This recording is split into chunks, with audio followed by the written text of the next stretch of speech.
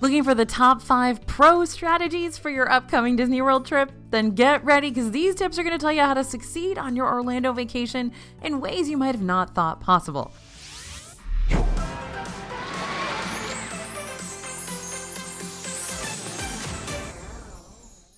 Hey everybody, it's AJ for Disney Food Blog. You want to plan the best Disney World trip possible, right? And you want to make sure park passes are secured, your group gets enough sleep, and your Genie Plus purchase is worth the extra money you're spending, right? Because the 5 strategies we've gathered here today are going to be that light bulb over the head, aha moment that you've been searching for, and that's why you follow us. So let's get into it. First up, don't wait to book these park passes. So let's talk about which days specifically you're going to need to be on high alert for Disney World's park pass reservations, because some of these days aren't going to be so obvious.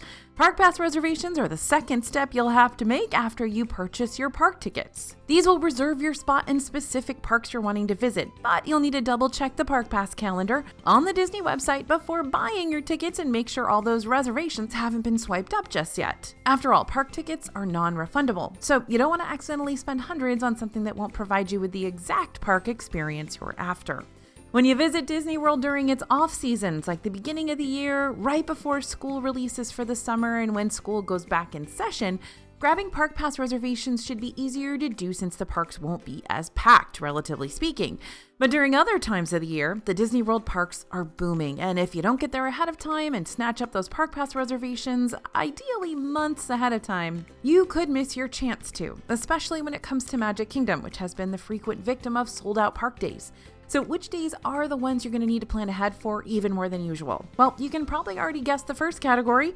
Brace yourself for the big holiday seasons. Because Magic Kingdom has a specialty Independence Day nighttime spectacular that usually takes place on both July 3rd and 4th, those park passes tend to disappear pretty quickly. The week of Thanksgiving is also a super busy time for Disney because A, kids have some vacation time, B, the Christmas decor is in full force, and C, the weather isn't as hot.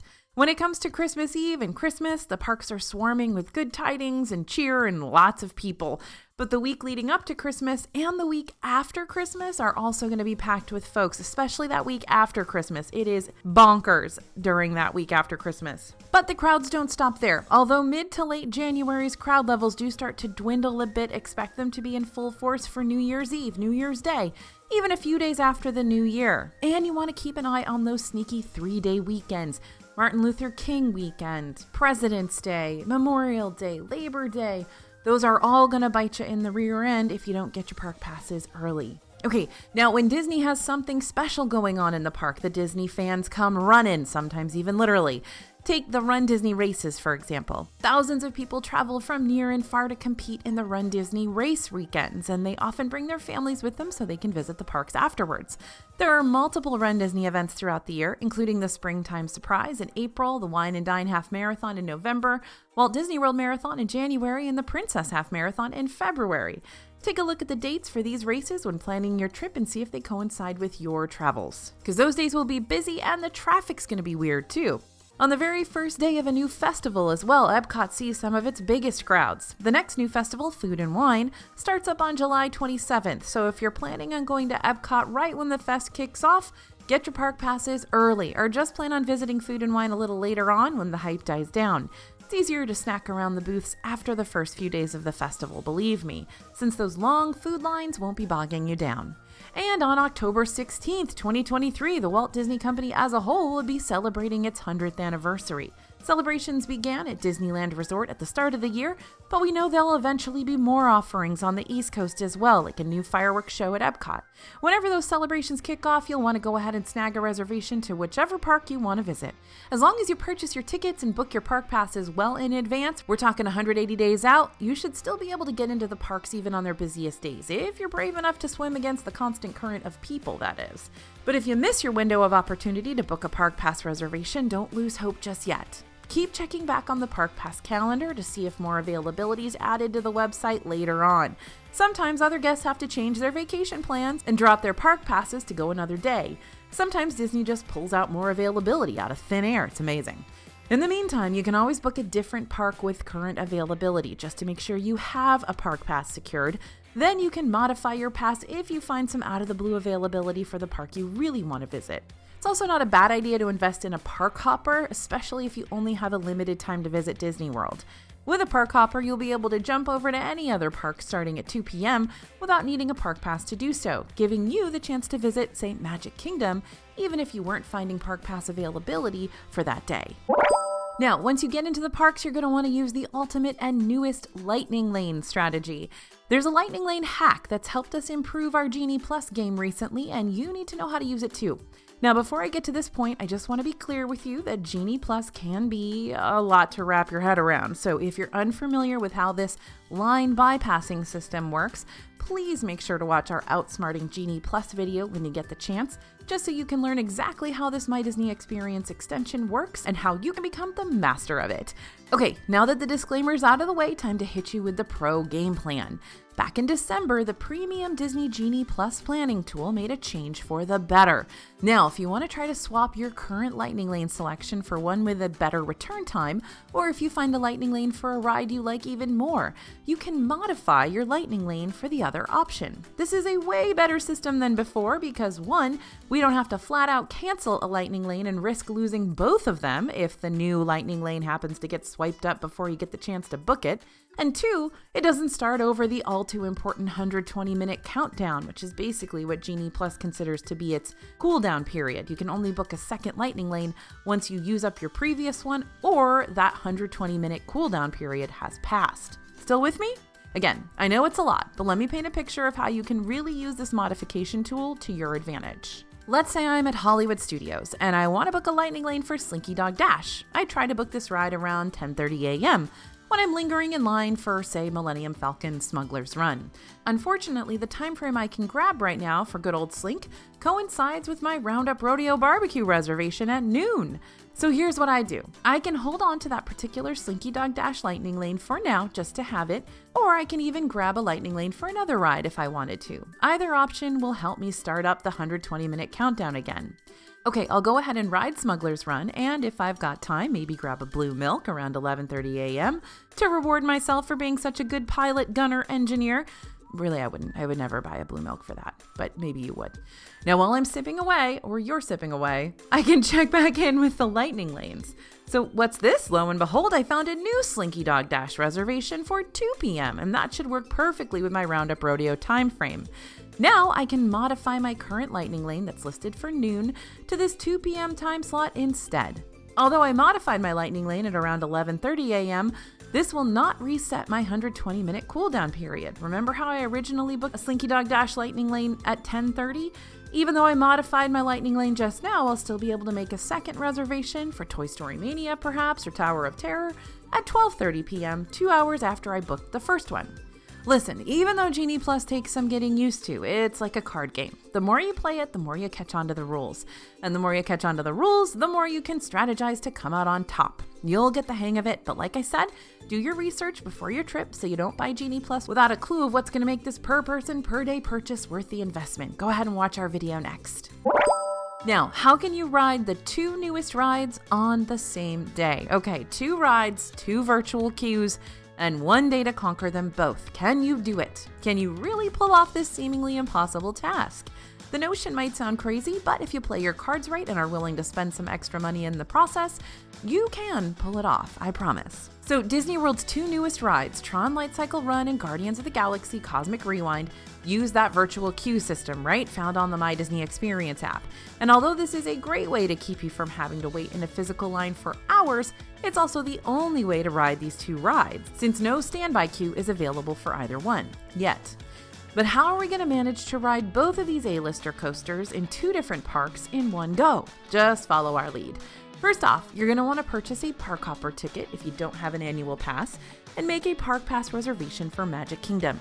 Since Tron is located in Magic Kingdom, your Park Pass reservation must be for that park in order to book a virtual queue at that 7 a.m. drop. On the day you're planning to pull off this Mission Impossible-like stunt, be ready to join the Tron virtual queue as soon as the clock strikes 7. When you join the virtual queue, you'll normally have 2 steps to worry about: confirming your party and joining the actual queue. But fun fact, you can actually confirm your party as early as 6 a.m.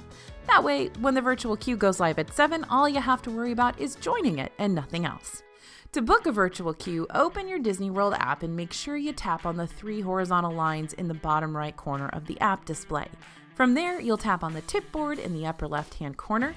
Make sure the park at the top is set to Magic Kingdom, then you'll scroll to Tron Light Cycle Run, where you should see the virtual queue option in the middle of it all. Okay, let's say in this hypothetical scenario that you did all of the above and you are now a proud holder of a Tron virtual queue boarding pass. Well done you! Now time to move on to Operation B, Cosmic Rewind. Scroll to the top of the tipboard page and change the selected park to Epcot, then track down Cosmic Rewind and select the individual Lightning Lane option. If you're able to purchase a Lightning Lane, book one for as late in the day as possible to give you a little more flexibility. The Lightning Lanes for Guardians have been $17 each recently, but are subject to surge pricing. Disney does say that you're allowed to hold up to 2 individual Lightning Lanes per day, so if you didn't happen to get in that virtual queue for Tron at 7 a.m., and you don't want a chance waiting around for the 1 p.m. drop, you can always budget for an individual Lightning Lane for this ride too. The price of a Lightning Lane for Tron has been $20 since the ride opened, but this could change. So if you do want to use the double individual Lightning Lane method, you're going to wind up paying a lot to pull this strategy off. But if this is your only day in the parks and you're not planning on coming back to Disney anytime soon, or you just flat out want to see if you can pull it off, then this individual Lightning Lane strategy could be worth it for you.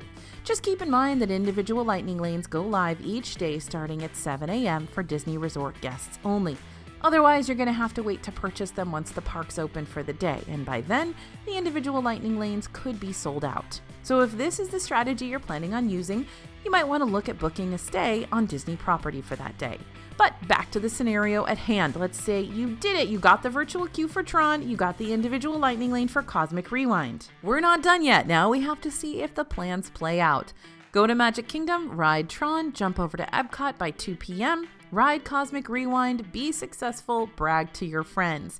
The only issue you could run into is if your Tron virtual queue runs really late in the day and runs into the individual Lightning Lane you chose for Cosmic Rewind, which is why you want to choose as late as possible an individual Lightning Lane as you can. And don't forget about the other virtual queue options for extended evening hours and after hours events.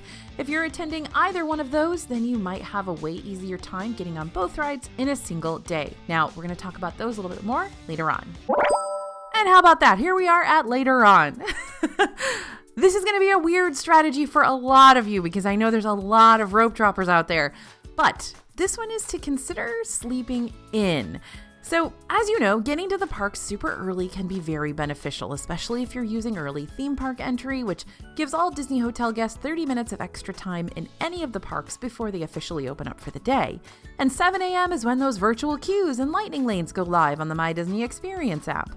But just because you'll want to rise and shine on some mornings of your trip doesn't mean you need to kiss sleeping in goodbye altogether for your vacation. In fact, there are a couple of very good reasons why getting to the parks later rather than earlier might wind up benefiting you in the long run. Reason number 1, wait times get shorter at night. If you look at the forecasted wait times for any of the rides at Disney, which you can find on the Attractions and Shows tips board via your My Disney Experience app, then you'll notice a common thread between all of them. Wait times are going to be lower at the beginning of the day, peak in the middle of the day, and dip again by the end of the day. For guests who got up and around early to hit up the rides as soon as possible, they're going to be ready to hit the hay either before the sun goes down or immediately after the fireworks, meaning lower ride wait times for you. And speaking of fireworks, if you're not interested in watching a nighttime spectacular, you can always jump onto more rides during those shows instead, since the bulk of the crowds won't be completely filling up the main queues of the attractions anymore. If you happen to still be in a ride line when the park closes, don't fret. You're not going to be booted out of line before you get the chance to ride. So don't be afraid to get in one last standby line right before the park closes. And reason number 2, you can pay more to stay later. So there are 2 ways you can hang out in the parks after they're closed for everyone else. It'll cost you, but it might be worth it for fewer crowds and cooler temperatures. If you're staying in a Disney World Deluxe resort, you can take advantage of extended evening hours. This is an exclusive deluxe benefit that lets you continue chilling in select parks on certain evenings up to 2 hours after they close for everybody else. This is also a sneaky way to have a third shot at getting that virtual queue for rides like Tron and Magic Kingdom and Guardians of the Galaxy in Epcot. Usually virtual queues only open for guests twice each day, that's 7 a.m. and 1 p.m. drop.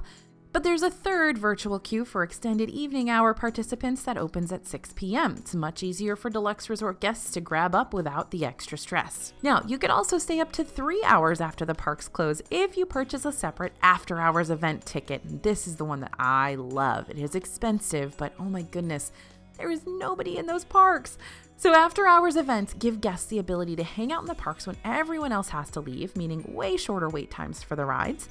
But these events also provide you with complimentary snacks, like all the popcorn you can eat, some ice cream treats, and select beverages, non-alcoholic.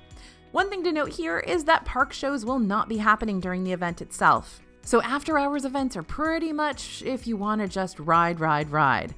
However, with an after-hours event ticket, you can still enter the park 3 hours before it kicks off, aka around 7 p.m., and you can hopefully see the fireworks and maybe a couple of other shows that aren't happening during the after-hours events. Per the release of this video, Disney's Hollywood Studios and Epcot are the only theme parks selling after-hours event tickets. But Magic Kingdom just started selling tickets for their seasonal after-hours event, Mickey's Not So Scary Halloween Party. This runs on select nights from August 11th through November 1st and features not just after-hours benefits and features rides, but also festive extras like trick-or-treating, the Boo to You parade, party-exclusive shows, and specialty ride overlays, giving select Magic Kingdom rides like Space Mountain and Pirates of the Caribbean a more eerie theming you won't be able to experience otherwise. While the regular after-hours events happen after the parks close, Magic Kingdom will close earlier on Not So Scary Party days to kick off the festivities ASAP. The party begins at 7 and ends at midnight, but partygoers can still enter the Magic Kingdom as early as 4 p.m. to get a little extra park time under their belt. So the thing to note here is that party tickets will usually cost the same as, if not a little bit more, than a regular park day ticket. So buying the nighttime ticket, especially for the after-hours events, if you want to just ride as many rides as you can, as much as you can be a much better deal because you get to ride a ton of stuff, there's no lines, you get free popcorn, free drinks, free ice cream, and again, there's no sun just beating down on you, which makes a huge difference if you've ever been there in the summer. But if you're not planning on getting a party ticket and you just want to visit Magic Kingdom during its normal operating hours, make sure to check the Disney Park calendar online to figure out when these parties are happening so you don't accidentally get your day cut short. And good news, just like the extended evening hours offerings, guests attending Not So Scary will get a chance to enter Tron's virtual queue this year. We're not sure if this extra virtual queue drop will be at 6 p.m. as well, but we'll let you know just as soon as we learn more. Now, even if you didn't get a chance to pick up an annual pass when they went live on the Disney World website on April 20th, or if you're just not interested in owning an AP regardless, stick with me here because there's some other pro strategies that we're going to be throwing in the mix during this point that'll benefit both pass holders and single-day ticket holders. There are plenty of perks to being an annual pass holder, the biggest being that you don't have to worry about purchasing tickets for the whole year every time you want to go to Disney. Not to mention, you automatically get park hopper privileges with each visit. But there might be some annual pass holder perks that you didn't realize were even a thing. So let's fill you in on the extra benefits so you can get the most out of your annual pass if you have one. First, Disney World annual pass holders are now able to visit the theme parks after 2 p.m. without a park pass reservation. The only exception to that rule is if a pass holder wants to visit Magic Kingdom on the weekend. Then you've still got to follow those park pass steps like everyone else. If you're not a pass holder, there are only a few instances where you won't need a park pass reservation. These include when you buy a one-day, one-park ticket where the reservation will automatically be applied, when you attend an after-hours party, though if you plan on visiting during those normal park hours on top of your party ticket, then you will still need a park pass for that regular day entry. When you have a park hopper add-on and jump over to your second, third, or even fourth park of the day after 2 p.m., but you'll still need a reservation for your first park that you visit. And when you're going to Disney Springs or to the water parks, they don't need any park pass reservations at all. Standard parking is included at all the theme parks for annual pass holders, but for all those staying at a Disney-owned resort, parking at the theme parks will be free for you too, as will the overnight parking at your resort. But what other perks can APs look forward to using during their up-and-coming visits? Annual pass holders get discounts on a ton of different things throughout Disney World, like 20% off your purchase at select restaurants and merchandise throughout the parks and hotels. You can also get discounts on Disney hotels too, with offerings as high as 35% off your entire stay during select seasons. APs also might have access to exclusive pass holder only features like exclusive food items, early attraction previews, and pass holder only entrances into the parks, so you don't have to worry about fighting against the gaggle of guests first thing in the morning. If you're looking for some good hotel discounts too, but you're not part of the AP club, You're not totally out of luck yet. Check on the special offers, deals, and discounts page on the Disney World website to see if other Disney World savings opportunities are there. Discounts tend to pop up for everyday guests just because you decide to vacation during a certain time of the year. Basically, every time there's an annual pass holder discount, there's probably a general public discount as well. So our friends over at Small World Vacations Travel Agency, they like to help hook guests up with Disney savings without you having to do a whole lot of the heavy lifting or searching yourself. So if you'd like to reach out to them for a free quote and some priceless advice, I'll drop their info down in the description below. And remember, their services are totally free, and it's super nice to have somebody who's sitting on hold for you for like 5 hours if you need to apply a discount. So the Disney World strategies don't stop there. We've got loads more to share with you, so keep swinging by the DFB channel for more tips and tricks to come. And make sure to check out some of our other recent videos that'll load you up with all the best Disney planning recommendations, recent park updates, and tons of food news. Thanks for listening, everyone, and thanks for watching. As always, this is AJ for Disney Food Blog, and we'll see you real soon.